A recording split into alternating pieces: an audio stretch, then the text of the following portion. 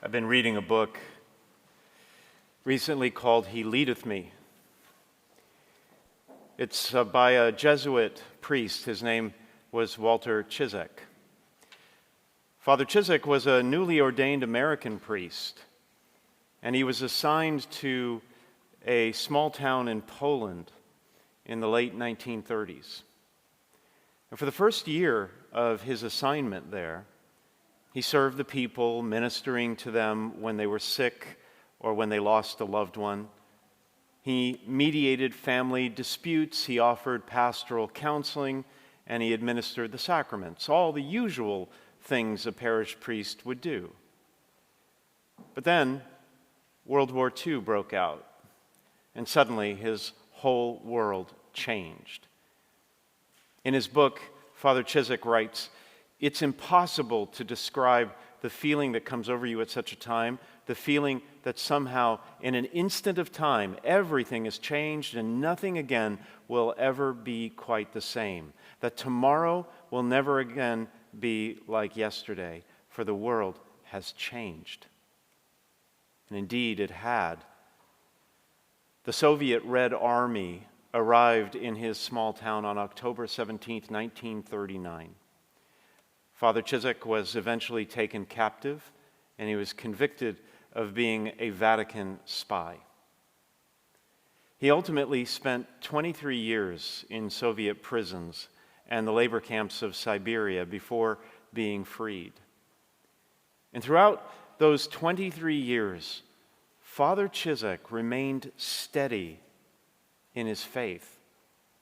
It was only through an utter reliance on God's will and a steadiness of faith that he managed to endure. In the face of tremendous upheaval in his own life, Jesus himself likewise remained steady to the end. While Judas betrayed him for 30 pieces of silver, Jesus calmly prepared for the Passover. When the disciples fell asleep during the agony of the garden in Gethsemane, Jesus never stopped praying to his heavenly Father. When a violent mob came to arrest him, Jesus did not waver and even said to Judas, "Do what you have come for." One of his disciples tried to defend him, but Jesus kept his composure and told him to put away his sword. Though he could have saved himself, Jesus steadied on because he knew the scriptures had to be fulfilled. And during his trial before the chief priests and the scribes, Jesus was falsely accused and was misquoted, but he remained silent, ready to accept the judgment. Meanwhile, Peter denied him 3 times. And when the crowd who had followed Jesus for years finally turned on him and demanded that Barabbas be released and Jesus crucified, Pilate washed his hands of the whole affair, refused to accept responsibility, but Jesus remained steady. He endured. The crowds, the guards, even the revolutionaries who were crucified on either side of him, they all reviled Jesus, but he, assured of the necessity of his redeeming mission, gave up his spirit and died in surrender to the will of God. And throughout the whole ordeal, in the worst moments of his suffering, Jesus remained steady.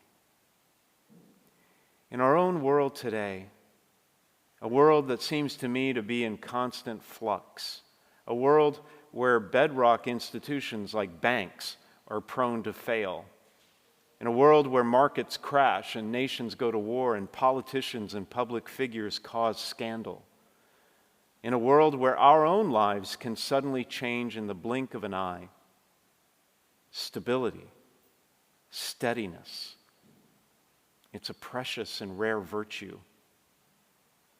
Though the world may be in turmoil for us, though the ground of certainty may shift beneath us, though the winds of change may have begun to blow, though the course of history and the affairs of men march to a destination that is unknown and very much uncertain, Christ is the rock on which to steady ourselves.